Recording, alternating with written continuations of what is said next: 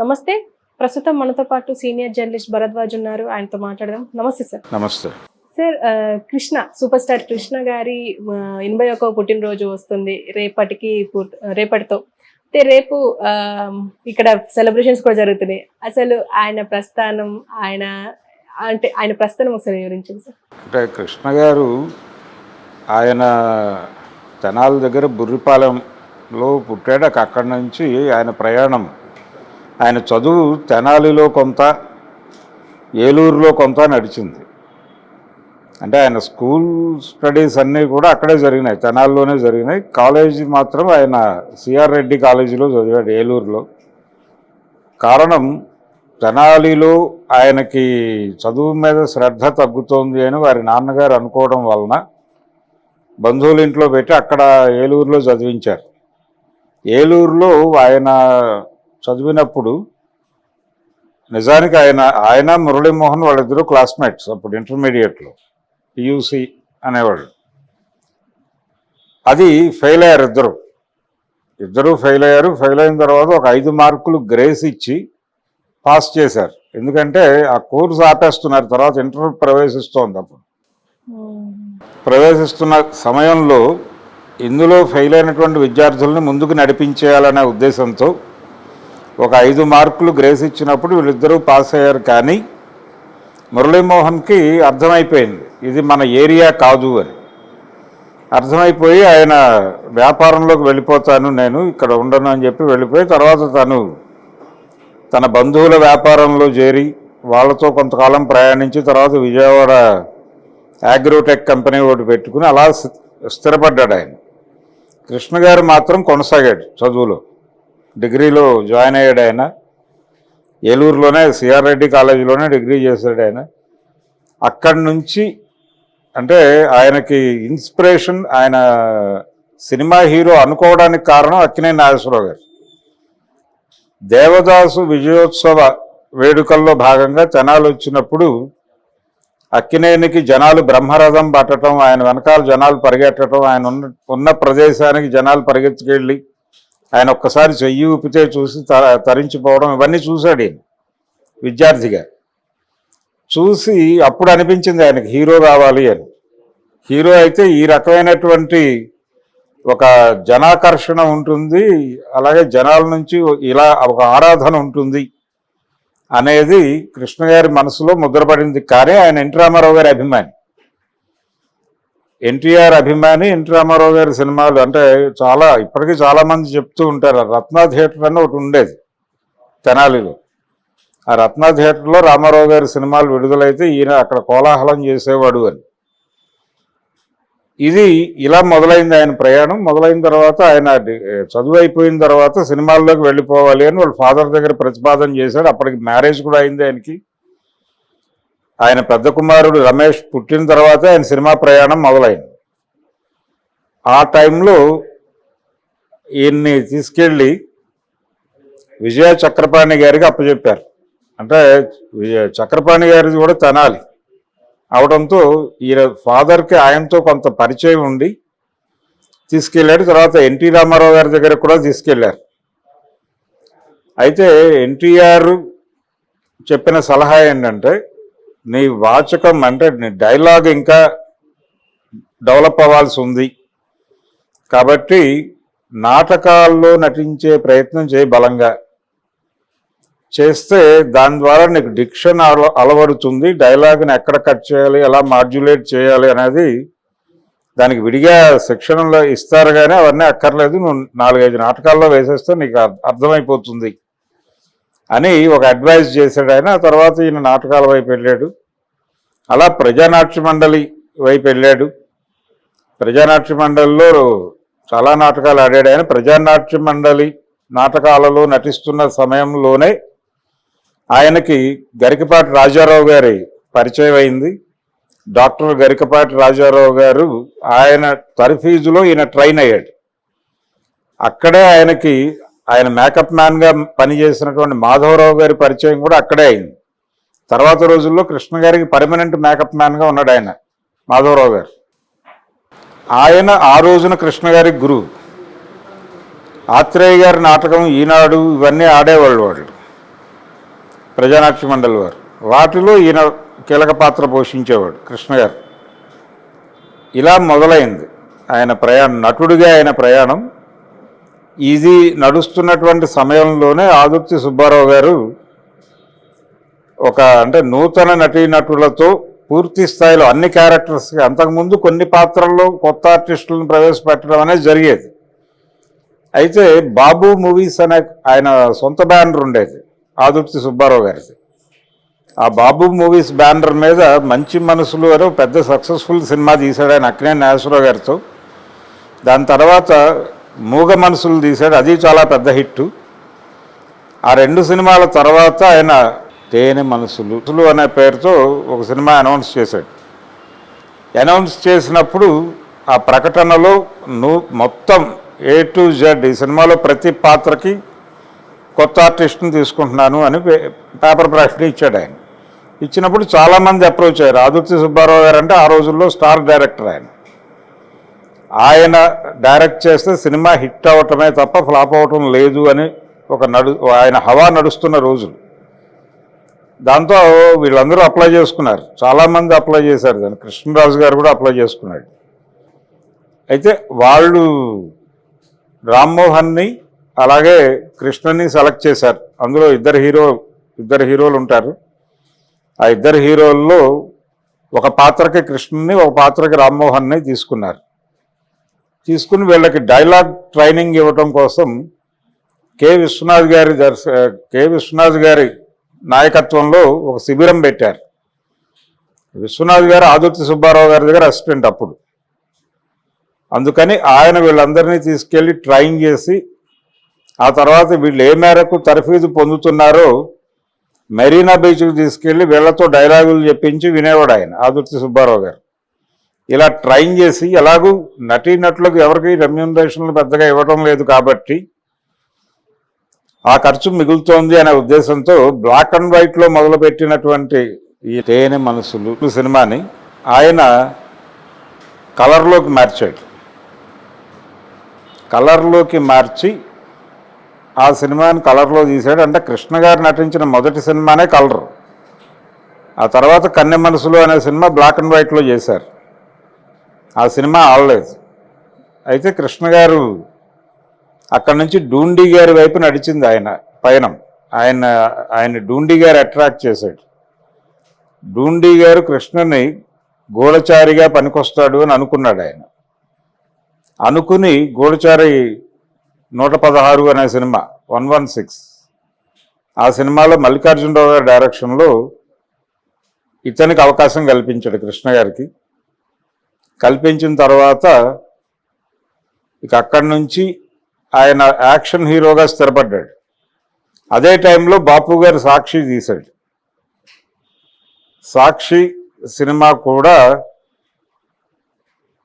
అంటే పెద్ద successful cinema కాదు, కానీ నటుడిగా కృష్ణ గారికి ఒక ఎలివేషన్ ఇచ్చిన సినిమా. అలాగే విజయ నిర్మల్తో ఆయన ప్రయాణం మొదలైనటువంటి సినిమా. ఆ సినిమాలోనే మీసాల కృష్ణుడి గుళ్ళో వాళ్ళకి సంబంధించినటువంటి షార్ట్స్ తీశారు, ఒక పెళ్లి సీన్. అందులో ఒక పాట ఉంటుంది, ఆరుద్ర గారు రాసిన పాట, అమ్మ కడుపు చల్లగా అత్త కడుపు చల్లగా అని. ఆ పాట ఆ గుడిలో షూట్ చేశారు. అప్పుడు రాజ్బాబు అన్నాడట, ఈ గుడిలో దొంగ పెళ్ళిళ్ళు లేకపోతే ఎలా అంటే డ్రామా పెళ్ళిళ్ళు కానీ సినిమా పెళ్ళిళ్ళు ఏది జరిగినా కానీ వాళ్ళు రియల్ లైఫ్లో దంపతులు అవుతారు అని. అలా ఆ తర్వాత కొంతకాలానికి కృష్ణ విజయ నిర్మల దంపతులు అవటం అలా నడిచింది. ఇలా యాక్షన్ హీరోగా అంటే తెలుగులో జానపదాలు అనేటువంటి ఒక జానర్ చాలా బీభత్సంగా నడుస్తున్నటువంటి సమయంలో జానపదాలని కొంచెం పక్కకి నెట్టి యాక్షన్ సినిమాల ధోరణి తీసుకొచ్చిన వాడు కృష్ణ. అది ఎన్టీఆర్ కూడా యాక్షన్ సినిమాలు చేయాల్సిన పరిస్థితి వచ్చింది తర్వాత. వీళ్ళిద్దరికీ మధ్య ఏజ్ గ్యాప్ చాలా ఉంది, దాదాపు అంటే 20 ఏళ్ల గ్యాప్ ఉంది. అలాగే అక్కినేని నాగేశ్వరరావు గారికి ఈయనకి కూడా గ్యాప్ ఉంది. కానీ కృష్ణ గారి కెరియర్ ప్రారంభం నుంచి ఆయన ఒక స్కీమ్తో ప్రయాణించాడు. అంటే మనం తెలుగులో అగ్రనటుల్లో ఒకటిగా లేకపోతే అగ్రనటుడిగా వెలుగొందాలి అనేటువంటి ఒక డిజైన్తో ఆయన కదలికలు మొదలైనవి. అదే పద్ధతిలో చాలా వ్యూహాత్మకంగా వ్యవహరించుకుంటూ వెళ్ళాడు ఆయన. ఈ వెళ్ళే క్రమంలో రామారావు గారు వదిలేసినటువంటి సినిమా, అంటే చెయ్యాలి అనుకుని చెయ్యకుండా వదిలేసి ఎవరు చేయకుండా ఉంటే బాగుంటుంది అనుకున్న సినిమా అల్లూరి సీతారామరాజు తను అటెంప్ట్ చేశాడు. ఆయనకి రామారావు గారు అంటే ఎంత అభిమానం అంటే ఆయన ఏ ప్రాజెక్ట్ అనుకున్నా కానీ ముందెళ్ళి ఎన్టీఆర్తో మాట్లాడేవాడు. అలా ఆయన తీసినటువంటి మొదటి కౌబాయ్ సినిమా అని చెప్తారు, కానీ అదే టైంలో దెబ్బకుఠా దొంగల ముఠా అని శోభన్ బాబు గారి సినిమా కూడా వచ్చింది. అది దీనికంటే ముందే రిలీజ్ అయింది కాబట్టి అదే మొదటి కౌబాయ్ సినిమా అని చెప్పాలి. కాకపోతే వీళ్ళు కలర్లో చాలా భారీ ఎత్తున రాజస్థాన్ వెళ్ళి అక్కడ షూట్ చేశారు.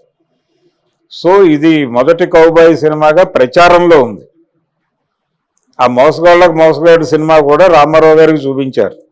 చూపిస్తే ఆయన చెప్పాడు, బాబు దీనికి మహిళలు రారు, యూత్ వస్తుంది, ఫస్ట్ రిలీజ్లో కొంతమేరకు డబ్బులు వస్తాయి, భారీ విజయం అయితే సాధించదు, కానీ రిపీట్ రన్స్లో బాగా డబ్బులు వస్తాయని చెప్పాడు ఆయన. అదే జరిగింది ఆ సినిమాకి. ఆ తర్వాత 12 కాపురం సినిమా అప్పుడు కూడా ఆయన భాగస్వామ్యం కలవాలా వద్దా రామారావు గారిని అడిగాడు. ఆయన ఏం పర్వాలేదు, ఈ సినిమాలో డబ్బులు పెడితే పోవు అని చెప్పిన తర్వాత ఈయన డబ్బులు పెట్టాడు. ఆ సినిమా విజయోత్సవంలో ఎన్టీఆర్తో సినిమా తీస్తాను నేనని ప్రకటించాడు ఈయన డయాస్ మీద. ఆయన డయాస్ మీద ప్రకటించడంతో ఆయన అంగీకరించాడు అనివార్యంగా. అలా దేవుడు చేసిన మనుషులు అనే సినిమా రామారావు గారి హీరోగా కృష్ణ గారి బ్యానర్లో వచ్చింది. అలా తన అభిమాన నటుడితో సినిమా చేయాలి తన బ్యానర్లో అనే కోరిక తీరింది ఆయనకి. దేవుడు చేసిన మనుషులు తర్వాత ప్రాజెక్టే అల్లూరి సీతారామరాజు. సీతారామరాజు అంటే 2 సినిమాలు చాలా పెద్ద విజయం సాధించాయి. సీతారామరాజు తర్వాత వరుస ఫెయిల్యూర్స్ ఎదుర్కొన్నాడు. వాటిలో దేవదాసు కూడా ఒకటి. దేవదాసు అనే సినిమాతో ఆయన అక్కినేని నాగేశ్వరరావు గారితో చిన్న క్లాషు. అంటే ఆయన కొత్త దేవదాసు మీద పాత దేవదాసు పోటీగా రిలీజ్ చేశాడు. రిలీజ్ చేయడంతో కంపారిజన్ వచ్చి సినిమా ఫెయిల్ అయింది. ఈ సినిమా ఫెయిల్యూర్ వల్ల నవయుగ వాళ్ళకంటే ఈ సినిమాకి పెట్టుబడి పెట్టిన నవయుగకి అలాగే అక్కినేని నాగేశ్వరరావుకి ఉన్నటువంటి రిలేషన్స్ చెడిపోయి సారథి స్టూడియోస్లో షూటింగులు చేయలేక, నవయుగ వాళ్ళ చేతుల్లో ఉండేది అది, అందుకని అందులో షూటింగులు చేయలేక ఆయన అన్నపూర్ణ స్టూడియోస్ కట్టుకోవాల్సి వచ్చింది అక్కినేని. ఈ మొత్తం గొడవకి కారణం దారి తీసినటువంటి సినిమా దేవదాస్, కృష్ణ గారు తీసినటువంటి దేవదాస్. ఆ తర్వాత ఆయనతో కూడా గుడ్ రిలేషన్స్లోకి వెళ్ళాడు ఈయన. వెళ్ళి ఆయనతో హేమాహేమీలు అనే సినిమా తన బ్యానర్లో విజయకృష్ణ మూవీస్లో నాగేశ్వరరావు గారితో సినిమా తీశాడు. ఇలా అంటే ఒక విచిత్రమైన ధోరణి కనిపిస్తుంది కృష్ణ గారి కెరియర్ మొత్తం మీద. ఆయన ఇవన్నీ అయిపోయిన తర్వాత అంటే ఆయన ఇద్దరు పెద్ద నటులతోనూ రామారావు గారితోనూ తన బ్యానర్లో సినిమా చేశాడు, కృష్ణతోనూ చేశాడు. రామారావు గారితో పద్మాలయాలో చేస్తే నాగేశ్వరరావు గారితో విజయకృష్ణలో చేశాడు. అలాగే శోభన్ బాబుతో చాలా సినిమాలు చేశాడు ఆయన. పర్టికులర్గా వాళ్ళ బ్యానర్ ఆయన భాగస్వామ్యంలో వచ్చిన సినిమా కురుక్షేత్రం. ఎన్టీఆర్తో 2 సందర్భాల్లో ఘర్షణ పడ్డాడు ఆయన. ఒకటి సీతారామరాజు సినిమా తీయొద్దని చెప్పాడు, ఈయన తీసాడు. తీయటం ఒకటైతే తర్వాత కురుక్షేత్రం కూడా డ్రాప్ అయిపోమని చెప్పాడు ఆయన, ఈయన డ్రాప్ అవ్వలేదు. ఆ సినిమా ఫెయిల్ అయింది. అంటే దానవేరు సూరకర్ణ అది ఒకే టైంలో రిలీజ్ అవుతాయి.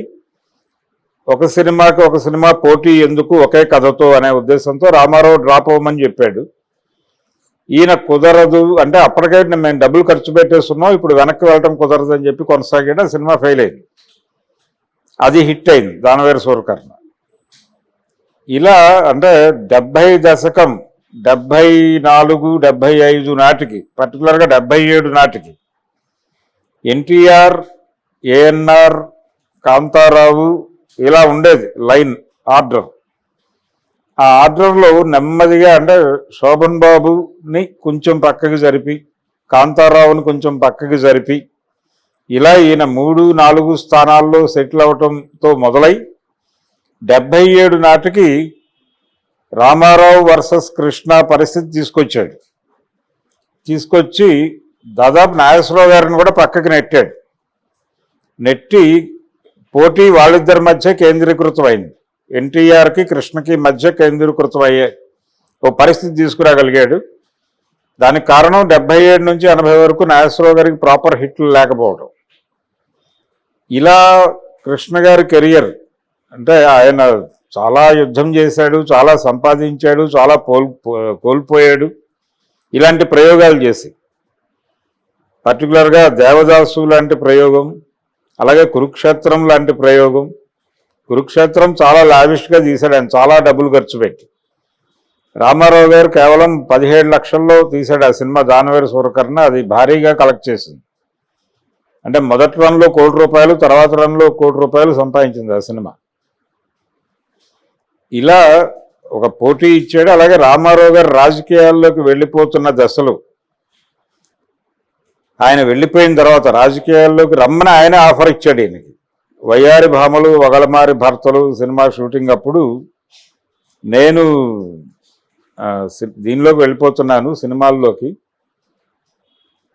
సినిమాల్లో నుంచి రాజకీయాల్లోకి వెళ్ళిపోతున్నాను, నువ్వు నాతో పాటు ట్రావెల్ అయితే బాగుంటుంది అని ఆయన ఒక పిలుపునిస్తే ఈయన రిజెక్ట్ చేశాడు రానని.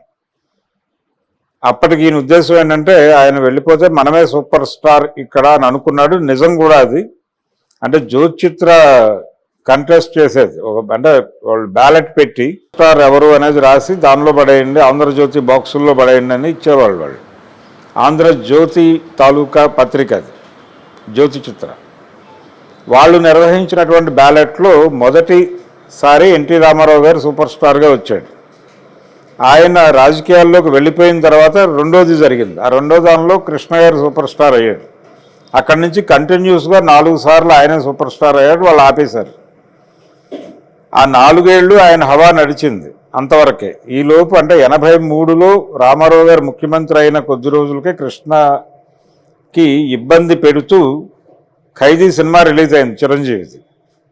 అక్కడి నుంచి ఆ ప్లేస్లోకి అంటే ఎన్టీఆర్ ఏదైతే వేకేట్ చేశాడో ఒక పోటీ నుంచి ఆ ఏరియాలో మళ్ళీ పోటీ ఇచ్చేటువంటి ఇంకో బలమైన పోటీదారుడు చిరంజీవి వచ్చేసాడు. ఆ తర్వాత ఆయన 85 ఎన్నికలకి ఈయన కూడా రాజకీయ ప్రవేశం చేశాడు కాంగ్రెస్ పార్టీ నుంచి. ఆయన కాంగ్రెస్ పార్టీ తరఫున ప్రచార బాధ్యతలు నిర్వహించాడు. ఎన్టీ రామారావు గారికి వ్యతిరేకంగా, తన అభిమాన నటుడు అయినటువంటి ఎన్టీఆర్కి వ్యతిరేకంగా ప్రచార బాధ్యతలు నిర్వహించాడు. ఆ ఎన్నికల్లో కాంగ్రెస్ పార్టీ ఓడిపోయింది. దాదాపు అంటే కృష్ణ గారు, కృష్ణరాజు వీళ్ళందరూ కాంగ్రెస్ పార్టీ తరఫున ప్రచారం చేశారు. ఆ టైంలో హీరోలందరూ కాంగ్రెస్కి, విలన్లందరూ తెలుగుదేశానికి పోటీ చేశారు, అంటే పని చేశారు. ఇక్కడ సత్యనారాయణ, రావు గోపాలరావు, మోహన్ బాబు, గిరిబాబు ఈ బ్యాచ్ ఉండేది టీడీపీలో. అలాగే ఆయన జగ్గారావు గారు వీళ్ళందరూ ఇక్కడ ఉండేవాళ్ళు. అక్కడ హీరోలు ఉండేవాళ్ళు. కానీ ఎన్నికల్లో మాత్రం తెలుగుదేశం పార్టీయే గెలిచింది రెండోసారి. ఆ గెలవటంతో హీరోల మీద విలన్ల గెలుపులాగా దాన్ని ప్రొజెక్ట్ చేశారు. అలాగే ఎన్టీ రామారావు గారిని టార్గెట్ చేస్తూ దాదాపు ఒక 60 పైన సినిమాలు తీశాడు ఆయన కృష్ణ గారు. అందులో 2 సినిమాలు మాత్రమే సక్సెస్ అయినాయి. ఒకటి మండలాధీశుడు, రెండోది నా పిలిపే ప్రభంజనం. మిగిలిన సినిమాలన్నీ ఫ్లాప్ అయినాయి. ఆ నష్టం కూడా ఆయనే భరించాల్సి వచ్చింది. చూశాడు ఆయన. ఆ తర్వాత ఏలూరు నుంచి ఎంపీగా గెలిచాడు ఆయన ఒకసారి. రెండోసారి బై ఎలక్షన్స్లో ఓడిపోయాడు. ఇంకా తర్వాత రాజకీయాల నుంచి తప్పుకున్నాడు ఆయన దాదాపుగా. అంటే రాజీవ్ గాంధీ గారి చొరవతో నేను రాజకీయాల్లోకి వచ్చాను, రాజీవ్ గాంధీ గారి అంతర్ధానం అయిపోయిన తర్వాత నేను రాజకీయాల నుంచి తప్పుకున్నాను అని చెప్పేవాడు ఆయన. ఇది టోటల్గా కృష్ణ గారి ప్రస్థానం, ఆయన వేసిన ముద్రలు. అంటే కృష్ణ గారు ఇదేంటంటే ఆయన చాలా లావిష్గా సినిమాలు తీస్తాడు, సాహసాలు చేస్తాడు. నిజానికి సాహసాలే. అంటే అల్లూరి సీతారామరాజు అనే సబ్జెక్ట్ రామారావు గారు వద్దని చెప్పిన తర్వాత కూడా టేకప్ చేయటం, దాన్ని అంటే దాని మధ్యలో షూటింగ్ మొదలైన కొద్ది రోజులకే డైరెక్టర్ రామచంద్రరావు గారు చనిపోయారు. అయినప్పటికీ ఈయన ఆ సినిమాని కొనసాగించాడు. టాకీ పార్ట్ వరకు తనే చూసుకుని యాక్షన్ సీన్స్ ఇవన్నీ కూడా కేఎస్ఆర్ దాస్ గారిని పెట్టుకుని ఆయనతో తీయించాడు. అట్లా దాస్ గారి సహకారంతోనే కురుక్షేత్రం కూడా కంప్లీట్ చేశాడు ఆయన. ఆ తర్వాత తను డైరెక్టర్గా మారాడు సింహాసనం సినిమాతో. కానీ పెద్ద భారీ విజయాలు ఏమీ ఇవ్వలేదు ఆయన సింహాసనం తప్ప డైరెక్టర్గా. ఇలా అంటే సాహస నటుడు. మొదటి స్కోప్ సినిమా ఆయనే చేశాడు. ఆయన నటించినటువంటి మొదటి సినిమా కలర్ సినిమా, తర్వాత మొదటి 70mm ఆయనే తీసుకొచ్చాడు సింహాసనం సినిమా ద్వారా. మొదటి కౌబాయ్ కూడా ఆయనే అంటారు, కానీ ఆ ఏరియాలో దెబ్బకుట దొంగల ముఠ అనే శోభన్ బాబు సినిమా కూడా దాదాపు నెల 2 నెలల తేడాతో రిలీజ్ అయినాయి ఈ రెండు. ఇలా చాలా తొలి రికార్డులు ఆయన పేరుతో ఉన్నాయి, కృష్ణ గారి పేరుతో. అందుకనే ఆయన ఒక సాహసాల హీరోగా జనాల మనసుల్లో నిలిచిపోయాడు. యాక్షన్ హీరో ప్రధానంగా, ఆయన యాక్షన్ ఫైట్స్ వీటి ఆధారంగా నడిపాడు. కేఎస్ఆర్ దాస్ గారితో ఆయనకు అద్భుతమైనటువంటి సంబంధం ఉండేది. వాళ్ళిద్దరిది చాలా మంచి వేవ్ లెంగ్త్. ఆయన కృష్ణ గారితో ఆయన చేసినటువంటి 100 సినిమాల్లో దాదాపు 40 సినిమాలు కృష్ణతోనే చేశాడు ఆయన. ఇలా చాలామంది డైరెక్టర్లతో ఆ సంబంధాలు ఉండేవి ఆయనకి. పి చంద్రశేఖర్ రెడ్డి ఆయన కెరియర్లో ఆయన చేసిన సినిమాలు అన్నిట్లోనూ సగం పైన కృష్ణ గారే ఉంటాడు. పిసి రెడ్డి డైరెక్షన్లో. ఇది టోటల్గా కృష్ణ గారి సినిమా రాజకీయ ప్రస్థానం. సినిమా రంగంలో ఆయన సక్సెసే కానీ రాజకీయ రంగంలో ఆయన పెద్దగా సాధించింది ఏమీ లేదు. తర్వాత స్టూడియో అధినేతగా ఉన్నాడు ఆయన. అనేక కష్ట నష్టాలు చూశాడు. ఇండస్ట్రీకి సంబంధించి భారీగా సంపాదించాడు, భారీగా నష్టపోయాడు. తన నిర్ణయాల వలన కుటుంబాన్ని, అంటే ఆర్థిక పరిస్థితులను దెబ్బతీసే లెవెల్ నిర్ణయాలు కూడా తీసుకోవాల్సి వచ్చింది ఆయన. ఇన్ని ఇబ్బందుల తర్వాత ఆయన ఇంకొక సూపర్ స్టార్ని ఇండస్ట్రీకి అప్పచెప్పి వెళ్ళాడు. అతనే మహేష్ బాబు. రేపు ఆయన 81వ జయంతి ఉత్సవాలు జరుపుతున్నారు ఇండస్ట్రీ తరపున ఎఫ్ఎన్సిసిలో. అది అంటే ఒక రకంగా అజాతశత్రు ఆయన. ఎన్టీఆర్తో కూడా, ఎన్టీఆర్ ఆయన ఎప్పుడూ సీరియస్ ఎనిమి అని అనుకోలేదు. ఆయన కాంగ్రెస్ పార్టీ వైపు ఉన్నా, తనకు వ్యతిరేకంగా సినిమాలు తీసినా డబ్బులు వస్తున్నాయా ఆ సినిమాలకే అని అడిగేట ఆయన. అంటే అసలు సినిమాలు తీస్తున్నారు, కష్టపడుతున్నారు, బాగానే ఉంది, డబ్బులు వస్తున్నాయి, నష్టపోతున్నారా అని అడిగాడట. అలాగే ఇప్పటికే చాలా సినిమాలు తీశారు, సరిపోతాయా ఇంకా తీస్తారా అని కూడా అడిగాడట ఓ పెళ్లిలో కనిపించి. అంత ఇదిగా ఆయన తీసుకునేవాడు. ఈయన కూడా ఆరాధనాభావమే ఉండేది ఆయనకి. తన 300వ సినిమా తెలుగు వీరలేవరా సినిమాకి ఎన్టీ రామారావు గారితోనే క్లాప్ కొట్టించాడు. ఈ గొడవల మధ్య, ఈ వివాదాల మధ్య ఆయన దగ్గరికి వెళ్ళి, నా 300వ సినిమా అండి, మీరే క్లాప్ కొట్టాలన్నాడు. ఆయన వచ్చి క్లాప్ ఇచ్చి వెళ్ళాడు. ఇలా ఒక గొడవ రిలేషను కూడా ఉండేది వాళ్ళిద్దరి మధ్య. ఆయన కృష్ణ ఏం చేసినా కానీ ఒక తమ్ముడు చేస్తే మనం కోప్పడతామా, లేకపోతే మన అభిమాని చేస్తే మనం ఎందుకు కోప్పడాలి, ఇలాంటి ధోరణిలోనే ఉండేవాడు. చేయని తిట్టని ఏం పర్వాలేదులే అన్న ధోరణిలో ఆయన ఉండేవాడు. ఈయన కూడా ఆయన డెఫినెట్గా తన మీద ఓవర్గా రియాక్ట్ అవ్వడు అనేటువంటి ఒక నమ్మకంతోనే బిహేవ్ చేసేవాడు కృష్ణ గారు కూడా. ఇలా సినిమా రాజకీయ రంగాల్లో, రాజకీయ రంగానికి సంబంధించి కాదు కానీ సినిమా రంగానికి సంబంధించి, పర్టికులర్గా తెలుగు సినిమా పరిశ్రమకు సంబంధించి కృష్ణ గారిది ఒక స్పెషల్ పేజ్. ఆయన ప్రొడ్యూసర్గా హిందీ సినిమాలు కూడా తీశాడు జితేంద్రతో. ఇలా కృష్ణ గారి అంటే ఈ రోజుకి ఆయన అంటే తెలుగులో హీరో అని పిలిచి తర్వాత పేరు చెప్పే హీరో కృష్ణ, హీరో కృష్ణ అనే అంటారు ఆయన. అలా ఒక నానుడిగా మారాడు. అభిమానుల సంఖ్య ఎక్కువ ఆయనకి రామారావు గారితో పాటు. తెలుగునాట ఎన్టీఆర్ని ఢీకొట్టగలిగిన మాస్ హీరోగా ఆయనకు ఒక ప్రత్యేకమైన ఇమేజ్ ఉండేది. ఆ ఇమేజ్ చూసే కాంగ్రెస్ వాళ్ళు ఆయన్ని ఆహ్వానించారు, రాజీవ్ గాంధీ గారు. ఇలా ఆయన సినిమా రాజకీయ ప్రస్థానం నడిచింది. కృష్ణ గారు రాజకీయ రంగంలో కంటే కూడా సినిమా రంగంలో మాత్రమే ఒక ప్రత్యేకమైనటువంటి పేజీ ఉంది ఆయనకి. Okay okay sir, thank you. Thank you.